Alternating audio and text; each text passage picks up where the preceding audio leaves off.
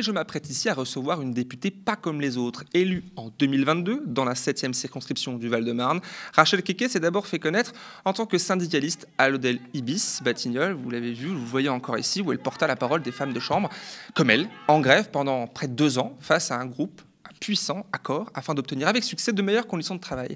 Elle publie aujourd'hui son premier livre, Cette rage dans mon cœur, aux éditions Michel Lafon, qui retrace l'histoire de son parcours, une grande partie de sa vie, un parcours particulier qui l'emmène de la Côte d'Ivoire à Paris, de son quotidien de travailleuse et mère sans papier jusqu'à être élue députée française. On en parle maintenant.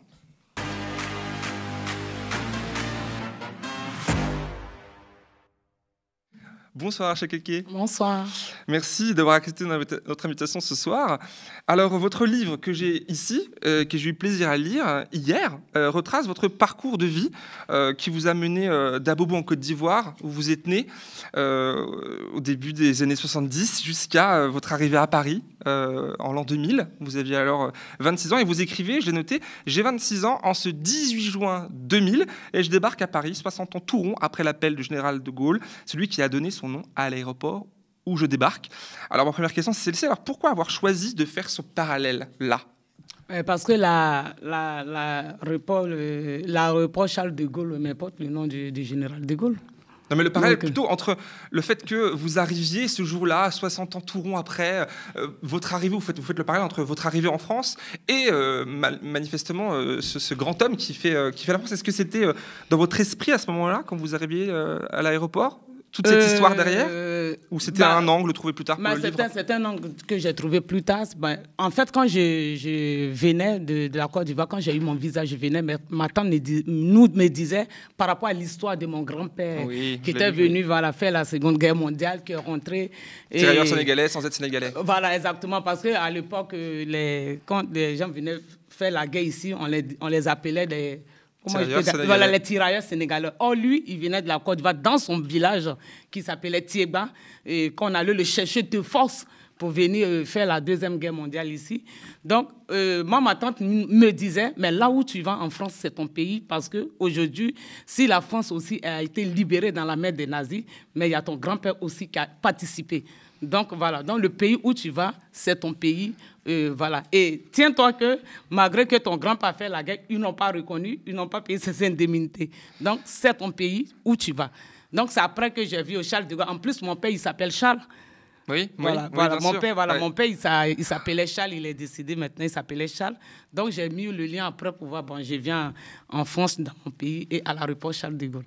Effectivement, c'est une histoire qui commence comme ça. Et alors, comme je le disais en introduction, vous m'avez entendu, vous étiez juste à côté. Alors, beaucoup vous ont rencontré, connu, et moi-même, lors de cette grève de 22 mois à l'hôtel Ibis Batignolles. Alors, avant d'évoquer cette époque, puisqu'elle est derrière vous désormais, on va s'attarder sur l'avant. Qui était Rachel Keke avant d'être syndicaliste ? Mais Rachel Keke est née à Abidjan, à Bobo, où elle a grandi, de père qui travaillait, qui était conducteur de bus, d'une mère qui était vendeuse au marché d'Agamé. Et Rachel Keke, à 12 ans, a perdu sa mère et a abandonné les études quand j'étais au CM2. Et de là, a commencé à faire la coiffure. Et de là, mon oncle a proposé de dire, bon, comme tu fais bien la coiffure, il faut que tu viennes en France. Il était déjà à Paris. Ouais, mon oncle était déjà à Paris. Et c'est comme ça que je suis arrivée. Mais vu que quand tu arrives ici, il y a des situations qui sont réelles, tu n'as pas le papier, tu ne peux pas travailler dans un salon de coiffure. Parce que si jamais il y a un contrôle qu'on te prend, voilà. Donc je travaillais, je faisais de maison en maison, les gens m'appelaient, je partais coiffer, jusqu'à ce que je rentre, je sois régularisée. Et quand j'ai été régularisée, il y a une amie qui s'appelle Misata, que je cite dans le livre, voilà, parce que le métier des femmes de chambre, c'est de bouche à l'oreille. Et qui me dit que... Vous ne postulez pas, quoi. Non, là-bas, on ne postule pas. Voilà. Vous êtes recrutée comme ça. Ouais. Exactement. Parce que quand j'ai eu les papiers, d'abord, j'ai été aide à domicile. Et d'aide à domicile, j'ai été caissière. Et c'est comme ça, après, mon ami m'a parlé du travail de l'hôtellerie. Et moi, ça m'a beaucoup intéressée parce que j'avais mes enfants. Comme ça, je me demandais à quel heure on travaillait pour pouvoir avoir le temps pour m'occuper de mes enfants. Et l'heure m'arrangeait. Et c'est comme ça que je suis rentrée à l'hôtel. Et après, j'ai fait mes 3 semaines. Je ne savais pas le métier de femme de chambre, comment ça se passait, c'était difficile. Mais après, Misata, elle m'a aidé à travailler et tout. Et elle m'a formé 3 jours. Et après, j'ai eu mon CDI. Et quand on a perdu le contrat avec... à l'époque, c'était Synesthèse. Et après, on nous a mutés à l'hôtel Ibis Les Batignolles. Et arrivé là-bas, les conditions étaient tellement difficiles. Et un coup, c'est un syndicat qui arrive, la CFDT. Exactement. Déjà, alors, pour commencer, pour poursuivre, vous êtes resté très longtemps, une carrière entière. Une dizaine d'années, 15 ans, dites-moi de nouveau, je ne sais plus combien de temps vous êtes travaillé. J'ai fait 15 ans femme de chambre, voilà, et après le reste, j'ai été gouvernante. Oui, à la fin, vous avez effectivement évolué gouvernante, qui est un poste où vous pilotez finalement toute la charge de travail de vos collègues, vous organisez, exactement. Etc. Parce que gouvernante, je vais expliquer un peu, gouvernante, c'est la gouvernante, elle contrôle, elle passe derrière la femme de chambre pour contrôler le travail qu'a fait la femme de chambre. Et s'il n'y a pas de correction à faire, elle passe la chambre à la réception et la réception loue la chambre au client. Ça, c'est le rôle du gouvernement, de la gouvernante. C'est ce que vous avez postulé pour le coup cette fois-ci. Vous avez demandé à devenir gouvernante sur la fin et vous avez obtenu ce job-là. Mais ça n'a pas été comme ça. Hein, ah non, vous n'avez pas juste demandé. Dans ce métier, pour que tu progresses, même tu peux faire 20 ans, tu ne progresses pas. Hein. Voilà, donc j'ai vraiment demandé, je me suis encore battue pour pouvoir arracher ce titre. Et puis vous êtes battu, vient l'épisode révélateur, ce fameux combat, cette longue grève victorieuse de 22 mois. Est-ce que cette histoire a été le moteur finalement de la jeunesse du livre? Est-ce que c'est ça qui a fait qu'on vous a dit... D'ailleurs, est-ce que c'est vous qui avez eu l'idée d'écrire un livre, ou alors est-ce que c'est Michel Lafon ou un insoumis, je ne sais qui vous a dit, allez, écrivez. Non, mais il y a des gens... Bon, quand j'ai été élue, beaucoup de personnes m'ont dit, écris ton histoire. Ouais. Beaucoup de personnes. Parce que ton histoire est tellement forte et ça parle à beaucoup de personnes. Donc, pourquoi ne pas faire un livre pour pouvoir lire, pour qu'on puisse te lire? Vous en aviez envie? Quand on m'a dit ça, oui, après, ça m'a donné l'envie pour dire, mais pourquoi pas? Parce que Rachel Keke, quand j'ai été élue, mon histoire de femme de ménage, c'est-à-dire d'Abobo à femme de ménage dans l'Assemblée nationale, mais c'était tellement historique, donc il fallait que j'écrive un livre pour que les gens puissent comprendre mon histoire. Voilà, parce que certains disaient que oui, mais ses parents sont aisés, on sait que son père, il a été Premier ministre, mais il faut que je leur dise non. Je viens du très bas peuple, parce que je suis née dans un quartier très précaire et ma vie, ça a été un combat parce que je l'ai appris dans la mère de ma mère, qui m'a éduquée, qui m'a élevée à l'âge de 12 ans quand elle est partie. Et je suis restée avec jusqu'à ce que je sois élu député à l'Assemblée nationale. Un parcours incroyable. Dans ce livre, vous le racontez, et vous racontez notamment comment vous êtes venu à vous engager la France Insoumise. Alors là, on fait des bons, évidemment, il faut lire le livre pour se rendre compte de l'évolution de tout ça. Et vous racontez le jour où Éric Coquerel, qui est député insoumis, aujourd'hui, il est aussi président de la Commission des finances à l'Assemblée nationale, sort sa carte de fidélité Ibis, il était client de cette entreprise, et la coupe au ciseau, j'allais dire au couteau, au ciseau, c'est déjà suffisant, lors d'une manifestation soutenant la grève que vous menez alors.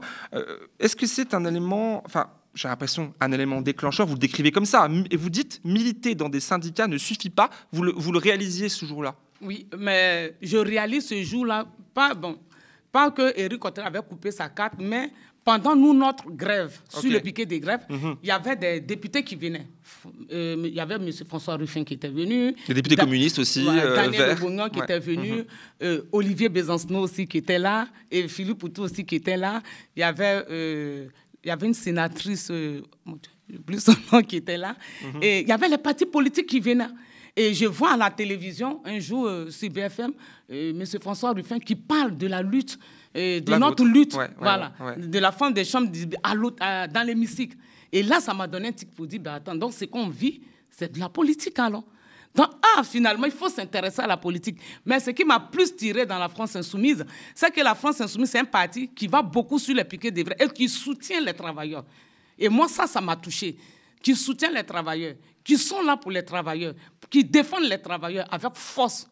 Il y avait d'autres partis, pour le coup, là, vous citiez Besancenot, le NPA, vous citez dans votre livre le Parti communiste, les Europe Écologie Les Verts, mais pourtant, vous avez choisi la France Insoumise. Est-ce que, alors avant d'en parler réellement, est-ce que, du coup, j'avais noté cette question-là, est-ce que militer dans un parti, c'est suffisant, alors que dans un syndicat, ça ne l'était pas. Maintenant, près de 2 ans après, là, vous êtes élu depuis 2 ans. Ben moi, je pense que militer dans un parti, c'est très important. Et moi-même, je dis souvent aux gens, il faut pas être dessus, je peux dire de la politique. Parce que si on ne fait pas de la politique, on ne peut pas comprendre le sens de ce qu'il se passe. Par exemple, quand moi, je suis arrivé à l'Assemblée nationale, je vois devant moi, il y a 3 boutons. Tout à fait. Pour, contre et l'abstention. Exactement. Bon, c'est là qu'on décide la vie des gens. Bon, si moi, je ne m'intéressais pas à la politique pour dire que j'ai envie de militer pour comprendre, comment je peux savoir que moi, ma vie, parce qu'il y a beaucoup de personnes comme moi qui ne savent pas qu'à l'Assemblée nationale, on décide là-bas de notre vie. C'est là-bas où tout se passe. Si aujourd'hui, on veut que le salaire augmente, c'est là-bas. Si aujourd'hui, on veut qu'il y ait des enseignants dans les écoles, c'est là-bas. Si on ne veut pas que le service public se casse, c'est là-bas. À part s'il y a un 49.3 du gouvernement. Bah voilà, pas si tu le... C'est des détails, mais des gros détails. Voilà, donc c'est là-bas, tout se décide. Oui. Donc voilà, c'est pour ça que moi je dis aux gens, ça ne sert à rien de dire la politique ne m'intéresse pas, c'est une erreur. C'est une erreur, effectivement, on vous entend. Alors, vous vous décrivez comme guerrière, c'est un mot que vous utilisez dans votre livre, je suis une guerrière, avant de décrire un acte fondateur, celui où vous décrochez le téléphone pour joindre la France Insoumise après, le Batignolles, etc. Vous dites, vous proposez de travailler avec eux, etc. Est-ce que c'est vous qui décidez, qu'est-ce qui fait que vous décidez ce jour-là d'appeler la France Insoumise et de dire, allez, je passe de l'autre côté? Mais en fait, j'ai pas appelé la France Insoumise parce que j'avais décidé, mais après la victoire, je suis en la vacances et là, mon téléphone sonne, c'est Éric Cottrell qui m'appelle pour me dire... C'est lui qui vous appelle, finalement. Voilà, c'est lui qui m'appelle pour me dire, il y a la campagne de Jean-Luc Mélenchon, est-ce que tu aimerais bien faire la campagne de Jean-Luc Mélenchon? Parce que quand même, Éric, il nous a soutenus dans ce combat, il était là. Et quand vous avez parlé maintenant de couper sa carte, mais là ça m'a beaucoup touché aussi. Oui, vous avez fait le lien, oui. Voilà, donc quand il m'a dit, et comme moi je voulais vraiment militer auprès de la France Insoumise... Vous l'aviez fait parce que je l'ai lu, que vous aviez décroché le téléphone et l'avoir appelé. Donc du coup, il y avait... Mais j'étais très contente quand il m'a appelé parce que je me dis, waouh, venu faire la campagne de Jean-Luc Mélenchon, mais j'étais... Parce que moi, j'aimais beaucoup Jean-Luc Mélenchon. Et là, je me suis dit, tout de suite, je ne croyais pas. Il dit, OK. Donc, il me dit, si tu rentres, tu me dis. Et quand je suis rentré, le premier meeting que j'avais fait, c'était, je pense que le 25 mars 2022, à la place de la République. Là, il y avait une masse. Donc, c'est la première fois où j'avais pris la parole. Et alors du coup, là, on fait encore un saut dans le temps. La campagne se termine, la campagne est malheureuse. Il y a la secousse, la peine que vous décrivez dans votre livre. Et puis vient la proposition. Et là, je cite une partie de votre livre. On vous dit, ça te dirait l'Assemblée nationale. Ça, c'est quelque chose qu'on vous demande. Alors, vous décrivez dans le livre toujours votre hésitation, le fait de ne pas vous sentir à la hauteur. Vous qui avez arrêté l'école au CM2, vous l'avez encore dit tout à l'heure, vous l'écrivez. Qu'est-ce qui vous a fait finalement vous convaincre de le faire? De vous sentir légitime? En fait, moi, je suis à Chevigny-la-Rue. Oui. Et je me suis inscrit dans le parti de la France Insoumise de Chevigny-la-Rue. Donc, après la campagne présidentielle, malheureusement, Jean-Luc Mélenchon n'a pas gagné les élections. Et là, le président de la France Insoumise m'appelle. Et il m'appelle, il me dit, Rachel, je veux que tu sois chef de file. Et moi, je ne sais pas ce que c'est que chef de file. J'ai dit, chef de file, c'est quoi? Il dit, non, on veut que tu sois candidate aux élections législatives. Et moi, du coup, je dis, moi? Il me dit, oui. J'ai dit, comment tu penses que je peux? Parce que moi, dans ma tête, déjà, quand il m'a dit, j'avais tout ce truc pour dire, comment ça marche, les amendements? Comment ça marche? Ouais. Voilà, c'est les gens qui ont bac plus 5, mais souvent, tu les vois avec la cravate, avec le costume, tout ça. Et une femme de ménage, qui vient comme ça, à dire ce que je pourrais. Et là, ce qu'il m'a dit, qui m'a mise en confiance, il m'a dit, tu sais que vous avez mené une lutte pendant 22 mois. Mais oui. Et tu sais que, et puis que vous avez gagné, et tu fus la porte-parole. Et cette lutte, et ce combat, tu l'as porté avec tes copines. Donc, je pense qu'à l'Assemblée nationale, tu pourras mieux nous défendre. Et moi, j'ai confiance parce que je sais que la lutte que tu as faite, tu vas faire cette lutte à l'Assemblée nationale. Et là, j'ai dit, il n'a pas... Ce qu'il dit, c'est la réalité. Et c'est comme ça, j'ai dit, OK, il n'y a pas de souci, je me lance à l'eau. Et c'est comme ça qu'on vous a vu, notamment dans cet extrait-là qu'on va diffuser maintenant, où vous illustrez cette fracture sociale entre les parlementaires et les travailleurs essentiels. À ce moment-là, on sort du Covid, et vous incarnez une intervention qui restera, je pense, longtemps gravée dans l'histoire de l'Assemblée nationale. On regarde. J'aimerais savoir dans cette salle, je ne sais pas si c'est une salle, dans un hémicycle, qui a déjà touché 800 €, qui a déjà touché 900 €, 1000 €, personne. Personne. C'est pour ça que vous, pas moi, je ne vous ai pas dit par jour, par mois, qui a déjà touché 800 €, 900 € par mois. Personne. Vous savez pas ce que c'est. Vous ne savez pas la souffrance des métiers essentiels. Quand vous demandez une augmentation des salaires, vous parlez. Vous n'avez rien à faire ici. Qui a déjà touché cette somme? Personne. Vous proposez des primes. Les salariés de Monoprix, ceux qui ont servi la France pendant le Covid, le PDG a augmenté de 70% son salaire. Il vous demande seulement une augmentation des salaires, vous refusez. Quelle honte! C'est un moment fort hein, que là, je vous voyais sourire un petit peu. Vous sentez quoi en vous voyant là Je suis fière de moi de leur parler comme ça parce que je rentre, c'était pendant notre niche parlementaire et on parlait d'augmenter le salaire à 1 500 € parce que nous on avait proposé à l'époque 1 500 €. Ouais. Et quand je vois le débat, bon, moi j'arrive, je ne connais pas bien les rouages, mais je suis assise et je regarde, je débat, comment ça se passe. Et après, on parle sur l'augmentation de salaire à 1 500 €. Et je vois les macronistes, le RN dire non, mais prime, non, on ne peut pas augmenter. Et moi, je me dis, mais attends, si ceux-là, ils avaient touché 800 € par mois, parce que moi, j'ai commencé avec 400, 500, jusqu'à 1 000 €. Mais les gens, ils allaient dire, oh, moi, je pensais qu'ils allaient dire tout de suite, oui, on est d'accord. Il faut qu'on vote pour que ces salaires soient augmentés, pour que les gens qui sont mal payés soient bien payés pour bien vivre avec leurs enfants. Mais tu vois, le débat, ça va dans tous les sens. Et ils ne veulent pas, et avec nous, c'est un peu rude. Et là, je me suis levée, je dis non. Et ça a été improvisé, vous êtes levé, et puis voilà. Je me suis levée, je me suis levée comme ça, et puis je leur ai dit non. Mais qui a déjà touché ça, 800 €, 900 €, 1 000 €, personne. Ce n'est pas par jour. Et vraiment, avec ce qu'on gagne aujourd'hui, ils ne peuvent pas vivre avec ça. Parce que moi, maintenant, là, avec le salaire que je gagne, mais eux, s'ils avec ça, mais je pense que le minimum, ils allaient respecter les gens pour dire, oui, on a déjà gagné, on ne peut pas vivre avec ça, mais il faut changer la vie des gens parce qu'on peut le faire dans l'hémicycle. En tout cas, ce passage-là est important dans votre parcours et vous avez été pas mal chahuté, même à votre élection finalement, puisque le chemin que vous avez parcouru qui vous amenait à l'Assemblée nationale a été pas mal houleux, notamment avec cette polémique. Hein, vous vous souvenez bien, autour de votre ancien soutien à Marine Le Pen en 2017 et au régime de Bachar el-Assad. Vous avez reconnu à cette époque-là d'avoir posté sur Internet, c'était en 2017, et vous vous êtes défendu. Mais je ne peux pas éviter de vous poser cette question. Évidemment que beaucoup de personnes se demandent, et tant vous êtes encore attaqué d'ailleurs sur cette question-là. Comment on passe, je vous la pose cash, d'un soutien d'un post sur Twitter ou sur Facebook à Marine Le Pen en 2017 à être élu dans un parti présidé par Jean-Luc Mélenchon à ce moment-là?